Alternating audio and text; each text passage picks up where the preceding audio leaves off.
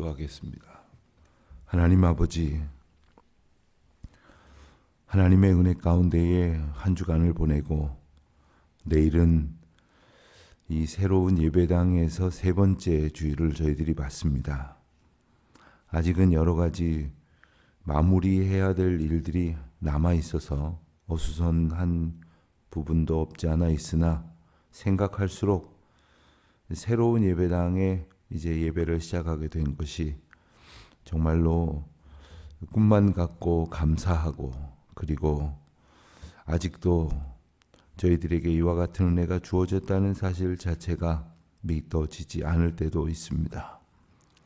하오나 주님께서는 돌아보건대 크고 놀라우신 은혜 가운데에 저희들을 인도하여 주셨고, 참으로 오랜 세월 동안 저희들 마음을 졸이며 또 수건으로 여겼던 예배당 건축을 이제 마무리할 수 있도록 해주셨으니 하나님의 크신 은혜와 사랑을 인하여 감사드리며 오직 주님께만 영광 돌려드리는 저희들 되게 하여 주시옵소서.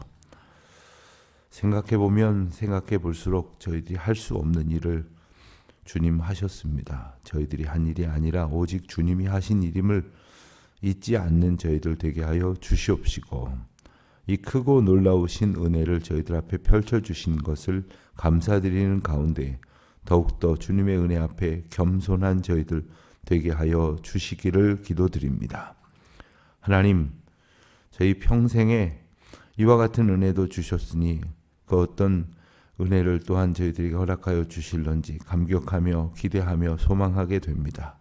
다만 주님께서 예수 그리스도를 보내심으로 그 길을 주장하여 주신 것처럼 저희들도 주장하여 주실 줄 믿사옵고, 오직 예수님께서 아버지 하나님의 그 길로 온전히 순종하셨던 것처럼 저희도 순종할 수 있도록 주님 저희들을 꼭 붙들어 주시기를 간절히 기도드립니다. 하나님 아버지, 저 중동 땅에 다시금 일어난 그 전쟁의 기운으로 인하여 온 세계가 불안해하고 염려합니다. 그러나 가만히 생각을 해보면 그저 이 전쟁으로 인하여 내가 혹은 자기들의 나라가 어떠한 곤란을 겪을까를 염려하고 있는 이기적이고 완악한 인간들의 모습을 보여주고 있습니다. 그저 자기 마음에 들지 아니한다고 그저 전쟁을 불사하겠다고 여겼던 인간의 악함을, 또한 끝까지 싸워서라도 자기 자신을 지키겠노라고 하는 그러한 이기적이고 완악한 어리석음을 저희들은 다시금 보게 됩니다. 사나 죽으나 주의 것이오니 오직 주의 뜻 앞에 더욱 순종하는 복되고 귀한 날을 저희들은 살아갈 수 있도록 저희들 은혜 가운데 은혜로 꼭 붙들어 주시기를 간절히 기도드립니다. 특별히 그 가운데에 하나님의 은총으로 인도하심으로 지금껏 수고하고 애쓴 많은 선교사님들이 있습니다. 중동 땅에서 선교사로 살아간다는 것 자체가 하루하루 목숨을 걸고 살아가는 일인데 지금은 그야말로 더욱 위험이 경각에 달려있는 상황 속에 있사오니 우리 수많은 선교사님들 하나님께서 지켜주시고 그들의 심성을 굳건히 붙들어 주셔서 그들에게 오직 하나님께서 주시는 담대함으로 용기를 얻어 이 모든 상황을 대처할 수 있도록 주님 도와주시기를 간절히 기도드립니다. 하나님, 그곳에 주재하고 있는 저희 교우도 있습니다. 하나님께서 함께하여 주셔서 하나님의 놀라우신 은혜 앞에 평강을 누릴 수 있도록 오직 주님 앞에 기도함으로 동행할 수 있도록 인도하여 주시기를 기도합니다. 하나님, 전쟁이 아예 일상이 되어버린 우크라이나 그리고 그 주변에 있는 나라들의 하나님의 긍휼과 은혜와 통치를 구하오니 하나님, 이 땅에 다시금 전쟁의 소식이 더 번져지지 않도록 주님 도와주시옵시고, 특별히 저희들 살아가는 세상이 정말로 매일매일 전쟁과도 같은 일상인데 그 가운데 하나님께서 주시는 진정한 평안을 누리며 살아갈 수 있는 길이 무엇인지를 다시금 주님의 은혜 안에서 찾을 수 있도록 도와주시옵소서. 내일 주일을 준비하며 저마다 애쓰는 많은 주의 종들이 있습니다. 시간을 내어 예배당을 소재하고 또 그리고 예배를 여러 모양으로 준비하며 또 많은 사람들이 예배를 평안하게 드릴 수 있도록 애쓰는 많은 주의 종들의 수고를 주님 흠양하여 주시옵시고 하나님의 놀라우신 은혜와 기쁨이 정녕 저들 가운데에 가득하도록 인도하여 주시옵소서. 하나님께서 우리 연로하신 어르신들, 병약한 성도님들, 몸이 아파 고생하고 있는 많은 분들 긍휼을 베푸시사 힘을 얻어 다시금 소망 가운데에 일어나 나아올 수 있도록, 그리고 열심으로 기도하며 소원했던 새로운 예배당에서의 예배를 다시금 시작할 수 있도록 주님 도와주시옵소서. 하나님께서 인도하실 그 이들을 저희들이 마음으로, 삶으로, 말로, 행동으로, 도움으로 문안하며 더욱더 주님 앞에 모여 예배드리기를 힘쓰는 교회 되게 하여 주옵소서. 우리 교회 학교 자녀들을 위해서 준비하고 수고하시는 우리 선생님들과 봉사자들 같은 은혜로 지켜 주옵소서. 감사하오며 이 모든 말씀 우리 주 예수 그리스도의 이름으로 기도드립니다. 아멘.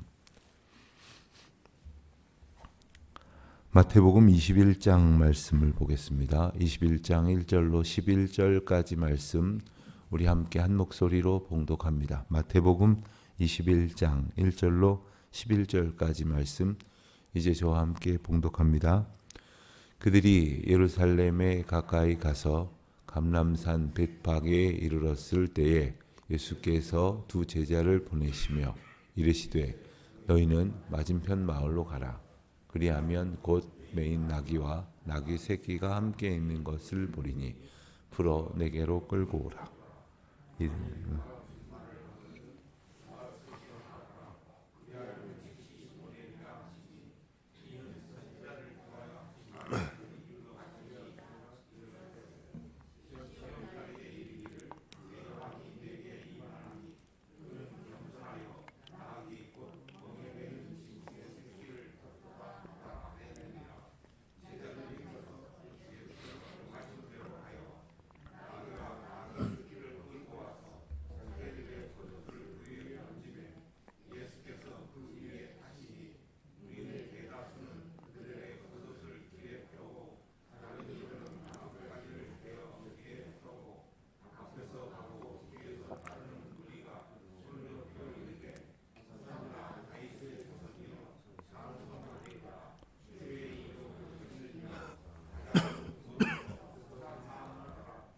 예수께서 예루살렘에 들어가시니 온 성이 소동하여 이르되 이는 누구냐 하거늘 무리가 이르되 갈릴리 나사렛에서 나온 선지자 예수라 하니라.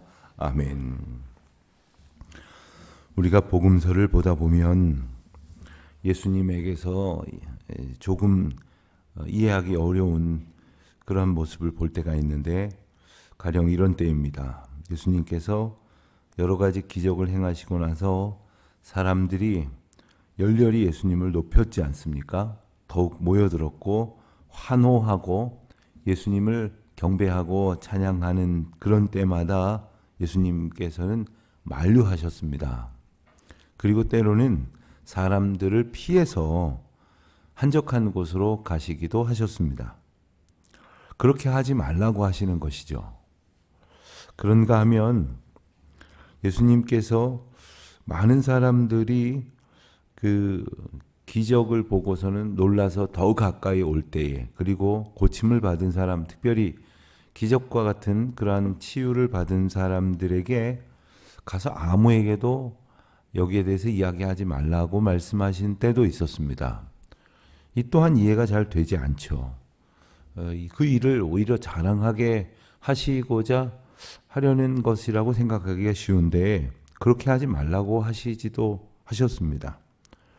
왜 그러셨는가? 한마디로 말하면 주님은 높여지기를 바라지 않으셨다, 이렇게 말할 수 있겠습니다. 왜냐하면은 높아지려고 오신 분이 아니셨기 때문이고, 높여지는 것이 사람들에게 제1의 관심이 되기를 원치 아니하셨습니다.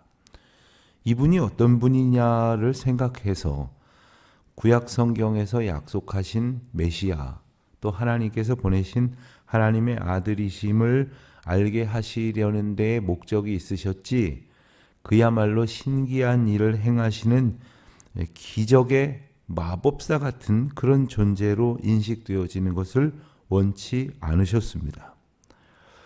특별히 예수님께서는 높아지는 것을 극도로 지향하셨습니다. 왜냐하면 낮아지러 오셨기 때문에 그러셨던 겁니다. 왜 낮아지러 오셨을까? 왜 낮아지려고 하셨을까? 낮아지고 또 더 낮아질 때에 더 많은 사람들을 만나고 더 많은 사람들을 구원하실 수 있기 때문이었던 것입니다. 우리가 물이 흘러 개울을 이루고 강을 이루고 강이 모여서 바다를 이룬다라고 말을 하는데, 그 바다라는 말의 뜻 가운데에 그 뜻대로 그 단어가 형성이 됐는지는 모르겠습니다만은, 이 받아들인다는 그런 말이 그 맞춤법은 틀리지만 같은 의미로 이렇게 이해를 할 수 있다고 한다면, 바다는 이 세상의 모든 물들을 다 받아들인 만큼 수위가 낮은 곳에 있는 것입니다. 물은 높은 곳에서 낮은 곳으로 흐르니까 산 위에 있는 물들이 흘러서 강을 이루고 바다까지 흘러가게 되는데, 이 바다가 더 수위가 낮고 또 바닥이 깊이 파져 있기 때문에 그 물을 다 받아들이는 것이죠. 사람도 마찬가지라고 생각이 듭니다. 어느 모임에서나 어떤 사람과의 만남 속에서 자기를 스스로 높이려고 하는 사람은 아무도 좋아하지 않습니다. 반면에 자기를 낮추는 사람, 겸손한 사람, 섬기는 사람, 그런 사람들은 누구나 좋아합니다. 누구나 사랑합니다. 어떤 분들은 같이 이렇게 식당에 가시면 먼저 물컵도 가져오고 물도 서로 따라주고 수저도 이렇게 챙겨주고 또 그 앞에 있는 것 한번 이렇게 닦아주기도 하는데, 제가 아는 어떤 분은 생전 가야 한번 그러지를 않아요. 그런데 하는 소리가 난 원래 이런 걸 안 해봤다고. 참 어찌 해야 될지를 모르겠더라고요. 저하고도 몇 번 식사를 한 적이 있어서 그 말만도 여러 번 들었는데도 아예 그러고 살더라고요. 많은 사람들이 좋아하지 않습니다. 왜 저렇게 대접만 받으려고 할까? 그렇게 생각하기 쉽지 않겠습니까? 예수님께서는 모든 사람을 받아 구원에 이르게 하시려고, 영접하시려고 예수님께서 이 땅에 기꺼이 낮아지심으로 오셨습니다. 출생 자체가 그렇지 않습니까? 왕으로 오신 분이신데 마구간에서 아님 아래에 밥그릇 통에 구유를 삼아 누이셨으니 이게 얼마나 기가 막힌 노릇입니까? 오늘 본문은 그 예수님의 정체성을 드러내기에 가장 좋은 예가 되는 말씀입니다. 1절에 보면 예수님께서 제자들과 함께 드디어 예루살렘에 가까이 이르르셨습니다. 저기 눈앞에 예루살렘이 이제 시야에 들어왔습니다. 그때에 감람산 옆에 있는 벳바게라고 하는 자그마한 마을에 이르렀을 때 예수님께서 두 제자를 보내셨습니다. 벳바게라는 말은, 벳이라고 하는 말은 집이라는 뜻입니다. 성경에 보면 벳이라고 하는 단어로 시작되는 지명이 많이 나오죠. 베들레헴도 벳들레헴, 그리고 벳바게, 벳세다, 벳엘, 벳이라고 하는 말이 많이 나오죠. 집이라는 말인데 바게는 뭐냐? 이 바게라는 말은 파게라는 말에서 왔습니다. 파게는 무화과 열매의 한 종류를 일컫는 말인데, 여러분들 이제 다시 보시겠으나 무화과 나무를 저주하는 장면을 이제 보게 되실 것입니다. 그때 무화과 나무를 저주하신 이유는 열매가 없어서가 아니라 열매를 맺고 있긴 했는데, 그 열매가, 무화과는 처음에 먹을 수 없는 열매를 맺히고 또 나중에 가서 먹을 수 있는 열매를 맺히게 되는데, 나중에 먹을 수 있는 열매를 테나라고 부르고 처음에 나와서 먹을 수 없는, 그래서 버려지거나 정말로 아무것도 먹을 것이 없는 길거리에 노숙하는 사람들이나 따먹는 것을 파게라고 불렀습니다. 그러니까 파게는 덜 익은, 그래서 먹지 못할 만한 무화과 열매를 일컫는 것입니다. 여러분, 동네 이름을 근사하게 지어 부르려고 하지 않겠습니까? 그래서 요즘은 아파트들이 주민투표를 해갖고 이름을 바꾸더라고요. 옛날에는 무슨 마을 뭐 이런 아파트였다면 요즘은 뭐 한 100번 들어도 도무지 기억이 안 나는 아주 어려운 이름을 막 몇 개 뭐 프리미엄, 프레스티지 뭐 막 해가면서 이름을 붙입니다. 왜 그렇습니까? 우리 마을 근사하다 이렇게 부르고 싶어 하는 건데, 벳바게는 왜 벳바게라고 불렸을까? 아마 그 사람들보다 다른 주변에 있는 사람들이 저 마을은 형편없는 그런 마을일 것이다. 그래서 낮추어 부르는 그런 이름이었을 것입니다. 예수님께서 굳이 그곳에 가셔서 그 맞은편 마을, 그러니까 그 맞은편 이웃하고 있는 마을은 또 얼마나 뭐 더 잘 살겠습니까? 다 거기서 거기겠죠.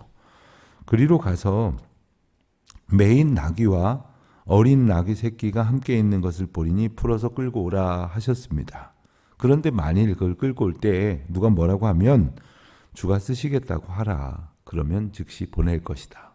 아마 제자들이 가면서 그랬을 겁니다. 아니 주인이 있을 텐데 괜히 끌고 왔다가 시비 붙으면 어떡하나? 그런데 예수님께서 말씀을 하신 것이죠.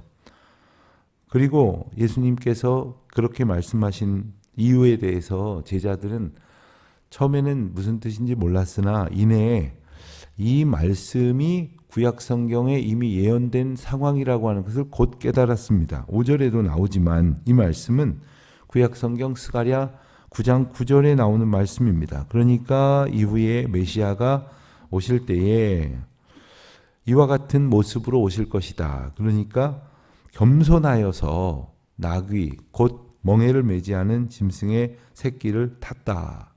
짐승의 새끼 나귀를 타게 되는데 그 이유는 그것 말고는 도무지 탈 형편이 안 돼서가 아니라 겸손하여서라는 것입니다. 겸손하여서. 여러분, 겸손은 할 수 있는데 안 하는 게 겸손입니다. 할 수 없어서 안 하는 건 겸손이 아닙니다. 할 수 없어서 안 하면서 겸손한 척하면 안 됩니다. 할 수 없는 중에도 안 하는 그것이 겸손이 되겠죠. 자, 그런데 예수님께서는 나귀와 새끼 나귀가 있는 것을 보시고 만일 누가 묻거든 주가 쓰시겠다고 하라 하시면서 무엇이든지 취하여 그 하나님께서 맡기신 일들을 충분히 능히 하실 수 있으신 분인데, 그러니까 어떤 방법을 사용하실 수도 있으신 분인데, 누군가 멋진 사람의 아주 고관대작의 행진처럼, 아주 용맹스러운 왕의 행진처럼 아주 화려한 그러한 말들이나 그러한 다른 탈거리들을 아주 말들이 끄는 병거를 타고 가는 그런 모습이 아니라 어린 나귀를 타고 들어가시게 되었다는 겁니다. 마침내 제자들이 가서 나귀와 나귀 새끼를 끌고 와서 자기들의 겉옷을 그 위에 얹었습니다. 예수님께서 그 위에 타셨는데 8절에 보면 많은 사람들이 나뭇가지를 베어 길에 펴고 또 겉옷을 길에 펴고 그리고는 호산나 다윗의 자손이여 찬송하리로다 하면서 주님을 높여 찬송하게 되었습니다.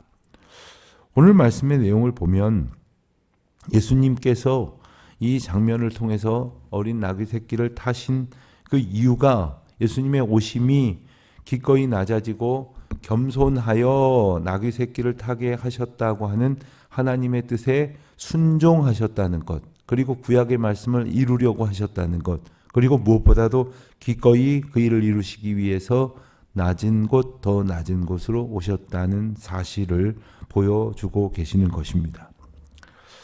여러분, 나귀와 나귀 새끼를 함께 끌고 왔다고 했는데 그러면 나귀와 나귀 새끼 중에 어느 걸 타셨을까요?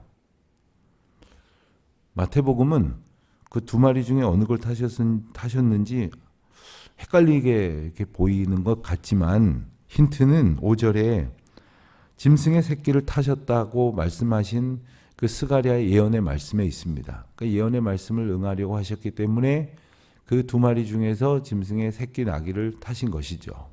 그러니까 어미 나귀, 그러니까 그 보다 더 튼튼하고 보다 더 사람을 잘 태울 수 있는 그 나귀를 타시고 새끼 나귀는 그냥 옆에 쫓아온 것이 아니라 그 가운데에서도 짐승의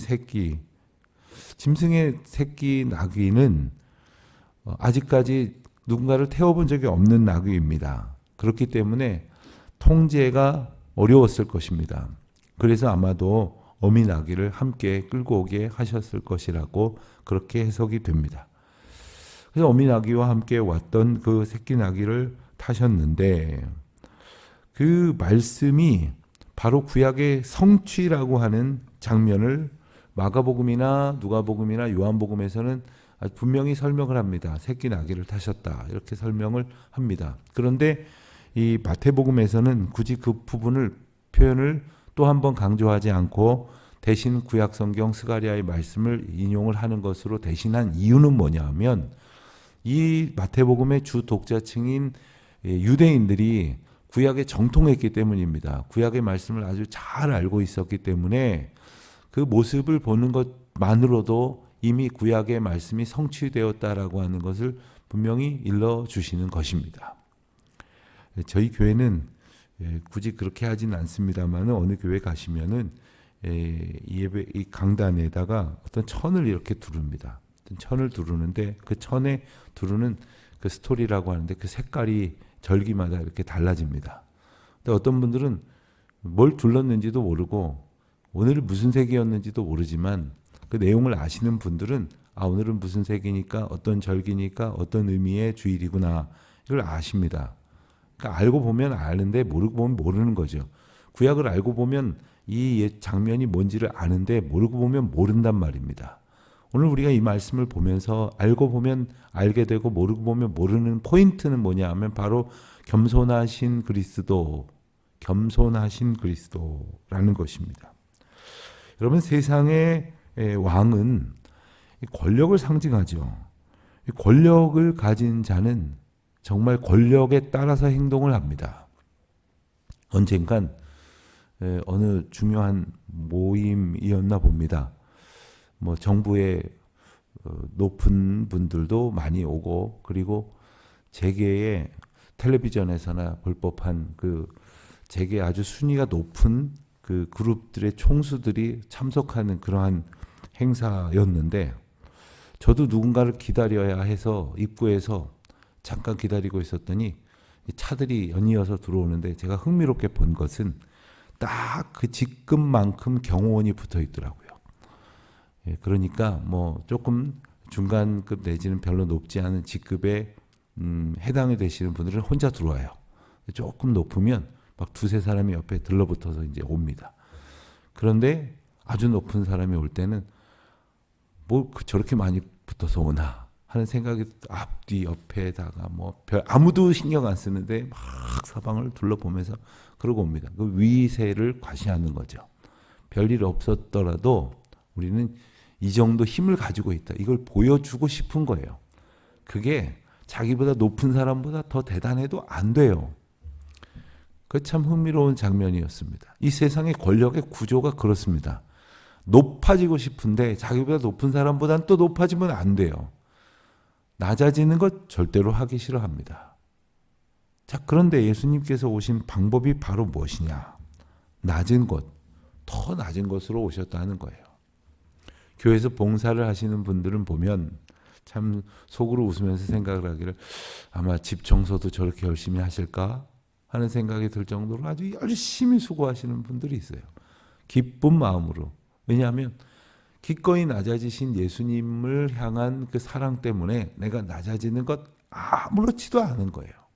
내 기꺼이 남을 섬기는 것 아무렇지도 않은 거예요. 운전하시는 분들이 들어오는데 일일이 안내하고 뭐 어떤 때 보면은 여러분들이 수고를 하십니다. 요즘 같은 때에 교인들이 새로운 환경 속에서 예배드리는데 어려움이 없도록 우리 장로님들, 권사님들, 집사님들이 애 많이 쓰시죠. 왜 그렇게 할 수 있습니까? 누가 뭐 여기서 봉급을 줍니까? 출세를 시켜줍니까? 어떤 보상을 줍니까? 우리가 걸어가야 할 그 길을 앞서 걸으신 예수님의 대표적인 아이덴티티, 그 정체성이 바로 뭐냐면 겸손하신 그 겸손하심으로 모든 은혜를 받아 누리는 것이죠. 겸손한 분. 어떤 분은 누가 하나 뭘 작은 선물을 줘도 막 감탄을 하시는 분이 있어요. 그런 분은 누가 정말로 드리고 싶고 나누고 싶고 주고 싶은 거예요. 그런데 어떤 분은 마음에 안 들면 얼굴에 팍 표가 나요. 나 이런 거 지금 이런 거 안 써. 그래서 딱 돌려주고 이럴 때 안 쓰니까 돌려준다는데 뭐라고 그러겠느냐 하지만 받을 만하지 못한 사람인 거예요. 받을 줄 모르는 거예요. 이건 하나님의 은혜에도 마찬가지입니다. 하나님이 우리에게 은혜를 주시는데도 불구하고 은혜 받을 줄 모르는 사람이 있어요. 은혜 받을 준비가 안 돼 있는 사람이 있어요. 그만큼 교만한 것이 우리들이 보일 수 있는 모습이라는 것이죠. 오늘 하나님께서 우리에게 무한한 은혜를 또한 시시각각 주실 것입니다. 은혜 받을 만하게 합당한 믿음의 종으로 살아가는 저와 여러분 되시기를, 겸손하신 왕으로 오신, 그리고 하나님의 예언의 약속을 성취하며 오신 그분을 따라 오늘도 주님의 뜻에 합당하게 순종하며 살아가는 우리 모두가 되시기를 축원합니다. 하나님 아버지, 오늘도 주님의 뜻을 이루는 주님의 백성들 되게 하여 주시옵소서. 예수님의 이름으로 기도드립니다. 아멘. 하늘에 계신 우리 아버지, 아버지의 이름을 거룩하게 하시며 아버지의 나라가 오게 하시며 아버지의 뜻이 하늘에서와 같이 땅에서도 이루어지게 하소서. 오늘 우리에게 일용할 양식을 주시고 우리가 우리에게 잘못한 사람을 용서하여 준 것 같이 우리 죄를 용서하여 주시고 우리를 시험에 빠지지 않게 하시고 악에서 구하소서. 나라와 권능과 영광이 영원히 아버지의 것입니다. 아멘.